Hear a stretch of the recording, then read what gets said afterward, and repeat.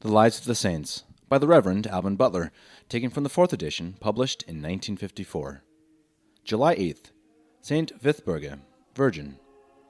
She was the youngest of the 4 sisters, all saints, daughters of Annas, the Holy King of the East Angles.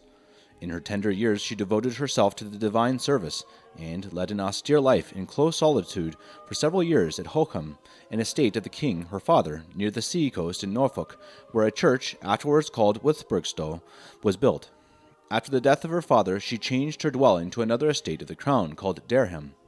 This is at present a considerable market town in Norfolk, but was then an obscure, retired place. Withburge assembled there many devout virgins, and laid the foundations of a great church and nunnery, but did not live to finish the buildings. Her death happened on the 17th of March, 743. Her body was interred in the churchyard at Dereham, and 55 years after found incorrupt and translated into the church. 176 years after this, in 974, Brythnoth, the first abbot of Ely, after that house, which had been destroyed with the Danes, was rebuilt, with the consent of King Edgar, removed it to Ely, and deposited it near the bodies of her two sisters. In 1106, the remains of 4 saints were translated into the new church and laid near the high altar. The bodies of St. Sexburga and Eremilda were reduced to dust, except the bones. That of St. Audrey was entire, and that of St. Withburge was not only sound, but also fresh, and the limbs perfectly flexible. Warner, a monk of Westminster, showed this to all the people by lifting up and moving several ways the hands, arms, and feet.